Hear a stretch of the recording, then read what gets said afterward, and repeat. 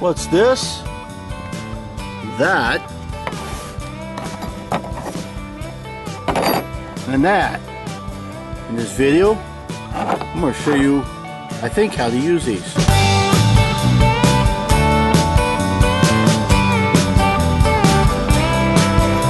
Thanks for tuning in. Jeff Ferris on the Hot Homestead. Today's video, I'm going to show you how I use this.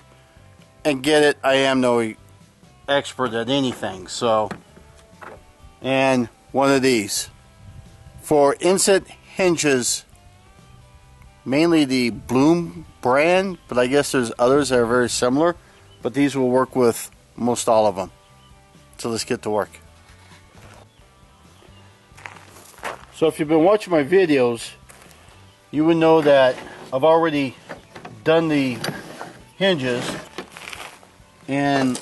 But I thought maybe I'll just go in a little bit more detail as to how I use these templates. We're going to pretend this is the door, and we're going to pretend this is the side of the cabinet. Okay. This guy here, and I'll put a link down in the description field for Amazon links to this stuff. It says Blum, and it says 65.5300, and then up there it says 20. I know you can't read that, but anyhow, I have no idea what that stuff means. I think that's just a model number or something. Anyhow, so on your cabinet, this is the wall of the cabinet basically where the door is going to attach. That's where this thing here goes. So that's where this thing here goes. So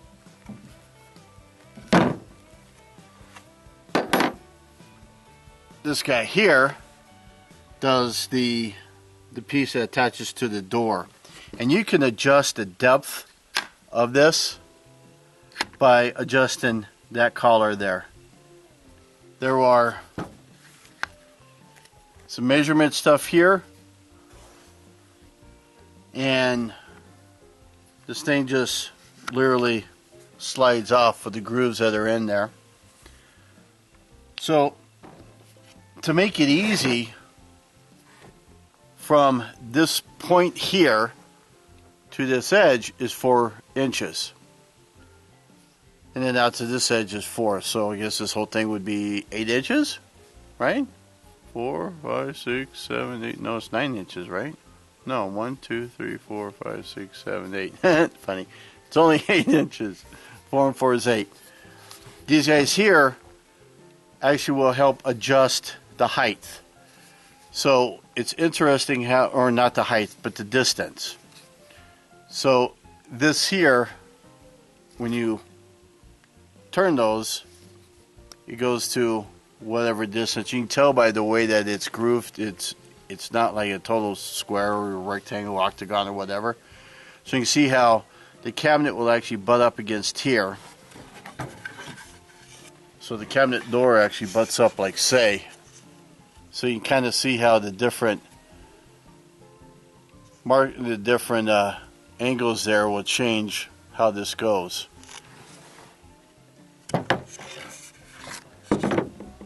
So this is going to pretend is the door.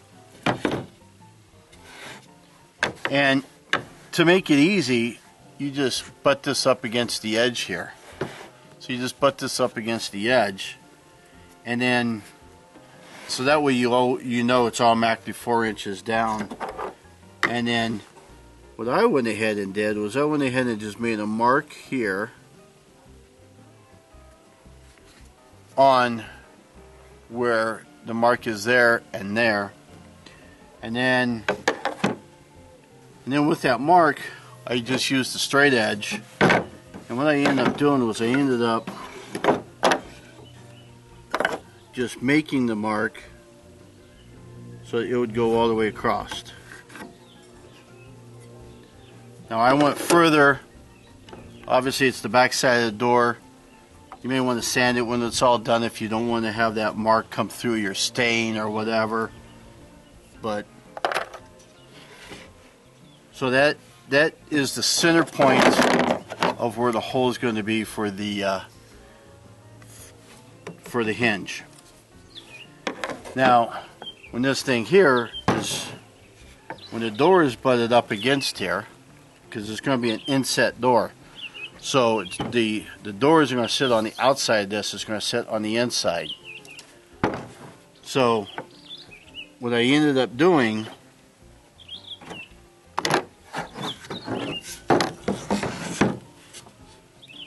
so you could measure that to here and mark it from there, or if you're capable of, you would mark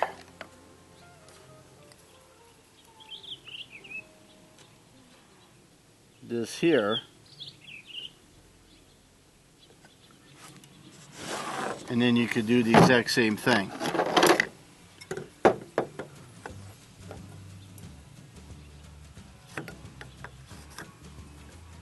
Okay, so now on the door itself, you've got your marking, and then on the side of the cabinet, you've got your marking. That's where this guy here comes in. This guy here has this little groove here. It's got that diamond there, and you just line it right up on your holes. And then when you line it up on your holes, then on your hinge, if you notice, you've got 3 holes this way, 3 holes this way. Okay? And the reason being is because depending on the type of hinge that you're getting, that you're either going to use these 2 or you're going to use these 2. So, in most cases you're not going to use that, but you'll use one of those 4. I think I ended up using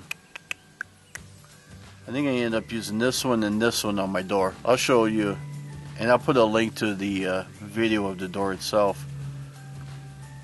So these 2 here. So once this is in place on your cabinet, there is this little notch here. I don't know how well you can see it, but there's a little notch to help kind of hold it, and it did kind of help. And the drill bit that you use is a 1/16. You don't have to go very far, you just got to do just enough to get it started.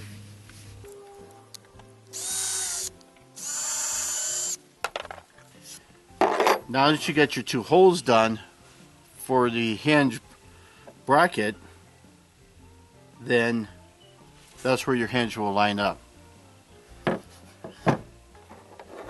This thing is such a lifesaver.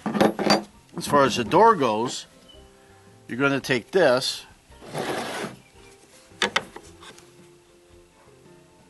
and as you line it up here,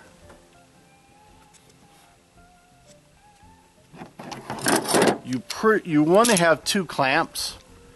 I only have 1 because this kit does not come with any clamps, so you got to get clamps.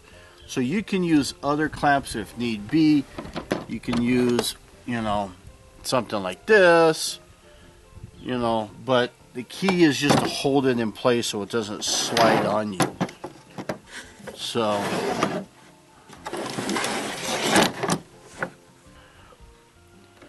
then you just clamp the end.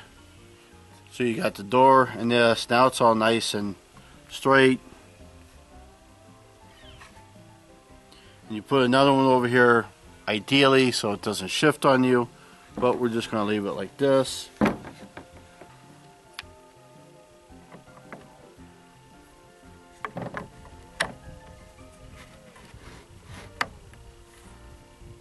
So once you got that guy in place, once you have this guy in place, then all you do is you just start drilling down.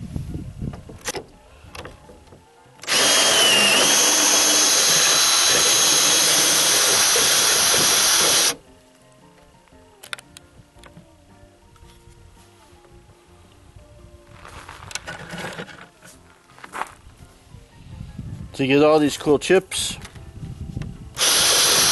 then you just plunge it a couple times. And you twist it out.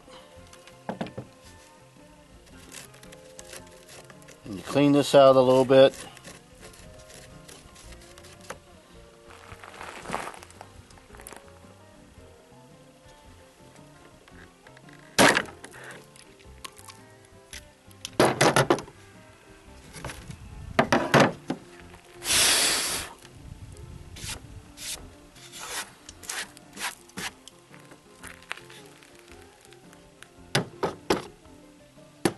Now I don't have any hinges on me because I used the only ones I bought, but then it puts, where's my hole?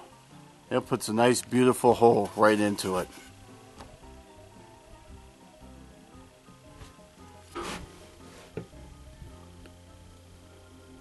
So there you go. That's what it looks like when it's finished. So you can see I used a screw here and a screw here, so I used the top and bottom. So you can kind of see how important that piece is when it's hooked up. And remember earlier in the video I used this one and that hole. See, that was the wrong one.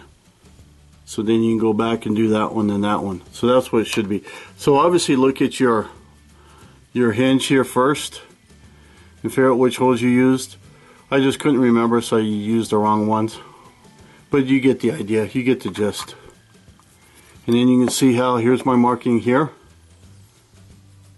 And it just fits in perfect. Now what's cool about these hinges too is there's a little lever back here that when you press it down, you can actually take the whole thing off. See if, see the lever back there? I can do this one-handed.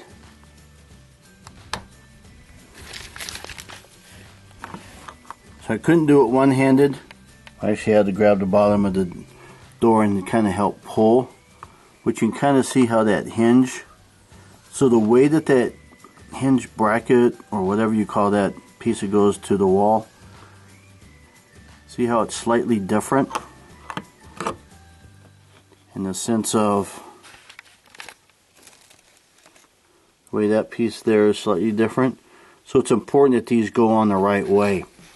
So I recommend on these Blum hinges is to test the hinge and make sure that you got it the right way that you put it in here, because where that screw is, that's not centered along here. That's an adjustment screw. I'm not going to show you that, and then these screws here are also adjustment. I just wanted to show you the template. So, and then to put these back on, again I can't do it one-handed. So that's all you need. Need this guy, need this guy here, that's the other part of him. Need 1 to 2 of these. Oh, it does come with an Allen wrench to adjust the collar here for your depth. And then a 1/16 drill bit. Oh, I forgot to add this.